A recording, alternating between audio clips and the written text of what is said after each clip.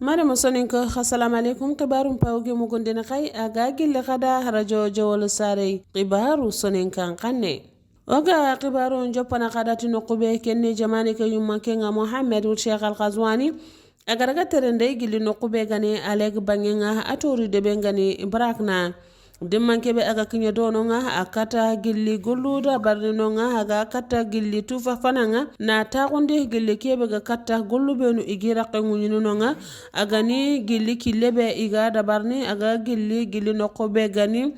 alegya ado butel mit naganga yo kencha hodangani kadi akata gilli tufa hana taqundi ni aga ni gilli jare ka gorebe iga dabarni gilli nokobe gani baraknan kondangani aga gilli kebe gani sagurako tancegere tumu sagurake haga lawaina wutu yoida bangande kuna nanti akoro yenga awadarna gilli kebe gani kamo wujunu kamido kamo tumi meter murabba agani meter kare gilli ken nogodi kuna hida bangandi nanti golluko miga kati nyamena gilli kebe gani kasu tammido segu nogondi miga kata gilli ku laqe munyini kempalle akata kadi gilli kebe gani tufu fananga na taqundi gilli kebe ga kata daga be igata gana gilli kebe gani conseil régional nundangani gilli nokube gani brakna kha bangenga yo kencha hudangani kunu ko anya gollu benu aganya terende gilli jamane ke yummankenga gilli nokube gani brakna hekibi ona jokido gilli kibaru benu go maga yere yo yille kare kuna gille kebe ga kata ministre nuku ikata takhuni ila dambatunga ayu manka nga gilli ministre nuku yu manke maga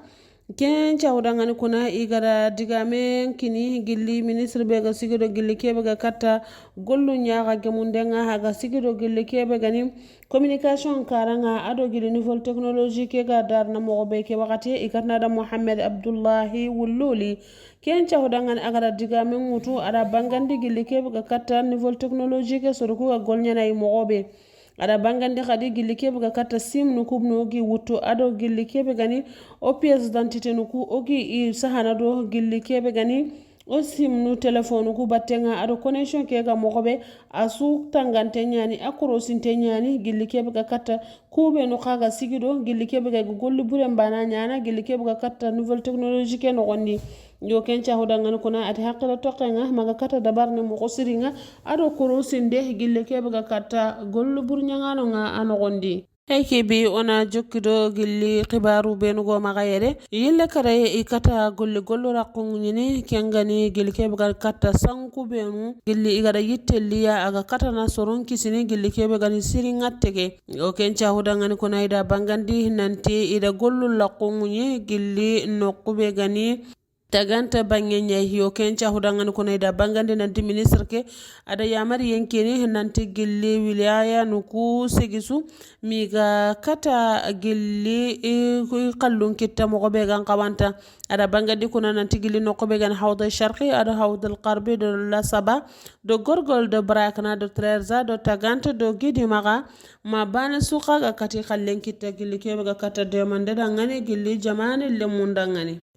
bi ona jokkido gilli khibaru benugo magayere gille kebe ga katta misra jamane nga adu murtani jamane nga ikadi kitunkini mehenan jehe gille kebe ga katta duna ka hore be ga sigido gilli kebe ga katta gollu goro benu igi dabarni gilli jamane no nga kebe ga katta jam garini gilli jamanu kuno gondi mo be yo kencha hudangani misra jamane nga ado gilli murtani jamane nga idi kitunta gundi ne isi mawnum bagandi gilli kebe ga katta gilli gajange be ga nokko be ga ne khazza bangenga inara kancha gundi sasa be idi ga sehene bawni keke tanke hoke atoki burunga gilli kebe ga katta ke kalle be ga gilli nokko be ga na khazza bangenga mare mosonin ko kuane khibaru be ogadi kita hagana khibaru depu ogadi mugonde kay aga gilla kada radio jawal sare o watna kada assalamu alaikum wa rahmatullahi ta'ala wa barakatuh kuno fi amanillah.